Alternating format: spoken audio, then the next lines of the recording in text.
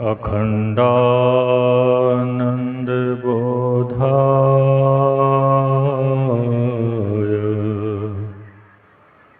शिष संतापहारणे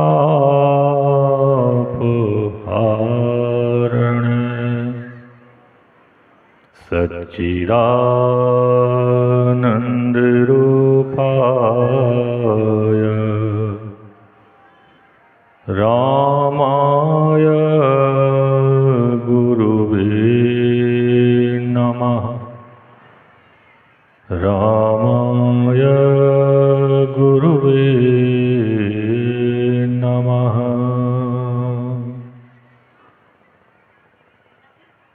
बोले प्रेम से श्री सद्गुरु महाराज की जय।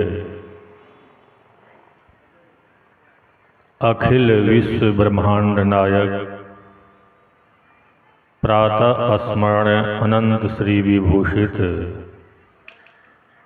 परमाराध्य परम पूज्य पाद संत सद्गुरु महाराज के युगल पाद पद्मों में कोटि कोटि साष्टांग दंडवत प्रणाम। व्यास पीठ पर विराजमान भारत के पावन पुण्य तीर्थ देवभूमि हरिद्वार से पधारे संत मत के अंतर्राष्ट्रीय प्रवक्ता परम पूज्य स्वामी श्री सत्यानंद जी महाराज की श्री चरणों में नमन। धर्म मंचस्थ पूज्य साधु चरण विद्वत जन सत्संग में उपस्थित परम सम्मान्य सत्संग प्रेमी सज्जनों, भक्तिमती माताओं, करुणामयी बहनों, प्यारे बच्चों, हम आप इस धर्म क्षेत्र की पावन भूमि पर 2 दिवसीय संतमत सत्संग का ज्ञान यज्ञ का आज अंतिम दिन के अंतिम पाली में उपस्थित होकर भक्ति के संबंध में पूर्ववक्ता स्वामी ज्ञानंद जी महाराज के मुखारबिंद से सुन रहे थे। हम आपको परमात्मा की भक्ति करना होगा, तभी हम आप शाश्वत सुख की प्राप्ति कर सकते हैं।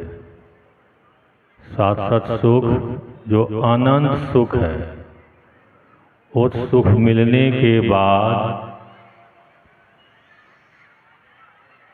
दुख का मुख नहीं देखना पड़ता है। अभी हम आप संसार में हैं, शरीर धारण किए हुए हैं। शरीर में अनेक तरह का रोग होता है।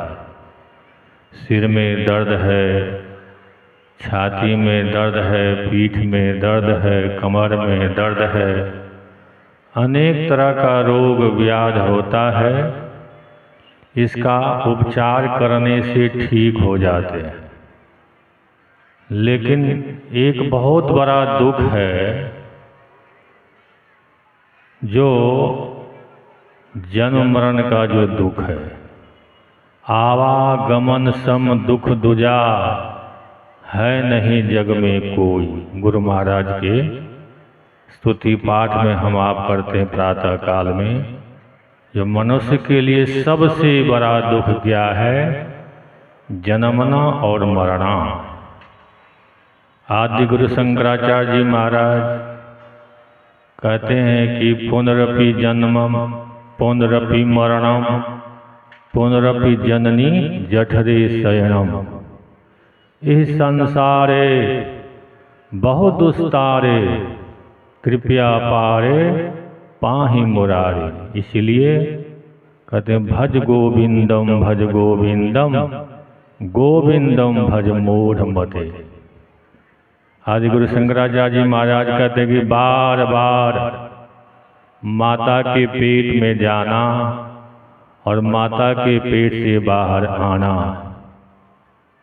पुनः जन्मना पुनः मरना, पुनरपि जननी जठरे श्यामन। माता के जठर अग्नि के पास गर्भ शिशु का पालन पोषण होता है, पोषित होता है, और वहाँ कितना ताप है। हम लोग जो भोजन करते हैं उसको गला देता है, रस बना देता है, उस ताप को सहना पड़ता है। इसलिए कहते संसार में भी आकर, संसार में बहुत दुख है, बहुत दुस्तार है। इसलिए आचार्य शंकराचार्य जी महाराज कहते हैं कि हम आपको गोविंद का भजन करना पड़ेगा, ईश्वर का, परमात्मा का भक्ति करना पड़ेगा। भक्ति का एक अर्थ होता है कि सेवा। परम पूज्यपाद महर्षि साहिब स्वामी जी महाराज के पद में है कि भक्ति तभी बनेगी, भक्ति तभी होगी जब हम सेवा करेंगे। कि सेवा से सद्गुण है आते, जिससे जीवन सुखमय होता। महाभारत की कथा में है कि महारानी द्रौपदी एक वस्त्र की सेवा की एक नेत्रहीन महापुरुष को। जब वह गंगा स्नान करने गई अपनी दासियों के साथ, सहेलियों के साथ, तो वहाँ पर देखते हैं क्या नेत्रहीन महात्मा पहले से स्नान कर रहे थे गंगा जी, और उसका आरवर्ण कोपिन गंगा की धारा में, पानी की धारा में बह गया। वो नेत्रहीन है, इधर उधर टोल रहा है, खोज रहा है, मिल नहीं रहा। इस दृश्य को महारानी द्रौपदी ने देखी और तुरंत ही अपना कीमती वस्त्र, साड़ी फाड़ फाड़ कर उनको दिया। तो धारा में बह जाने के बाद उसको हाथने लगता था। फिर लकड़ी का जब दिया लपेटा, अंदरों से ती हो गया बेटा। लकड़ी में लपेट कर पकड़ाया, फिर वस्त्र को पहनकर वह महाराज ने आशीर्वाद दिया, जिस वस्तु से तूने सेवा की है वह वस्तु तुम्हारी जीवन में कभी कमी न होगी। महारानी द्रौपदी तो महारानी थी, वह सोची कि हमको क्या कमी, सारी की कभी कमी होगी क्या, मैं महारानी हूँ। लेकिन हम आप जानते हैं कैसा अवसर आया, कैसा मौका आया। उसके सब पतिदेव, पांचों पांडव, जुआ खेला, जुआ में सारा राजपाट हार गया, यहाँ तक अपने रानी को भी दो पर लगाकर हार गया। यही मौका देकर दुर्योधन अपने छोटे भाई दुशासन को कहा, लाओ और उसको निवस्त्र करो, इस सभा में मेरे जंघा पर बैठाओ। दुशासन 10,000 हाथी का बल है उसके बाँह में, बाल पकड़कर खिसट कर लाए, सभा में पटक दिए और वस्त्रहीन करने लगा। सबकी ओर देख रही है महारानी द्रौपदी, कोई नहीं, कोई बचाने वाला नहीं। जो कितने बड़े उनके महारथी, पराक्रमी, बाहुबली पति थे, सब सिर झुकाए सभा में बैठे। बड़े बड़े महारथी, भीष्म पितामह, द्रोणाचार्य, कृपाचार्य आदि आदि महापुरुष, लेकिन सब लीला देखे। लेकिन एक वह परमात्मा को याद करती है, वही मौका, वही आशीर्वाद महापुरुषों का लगा।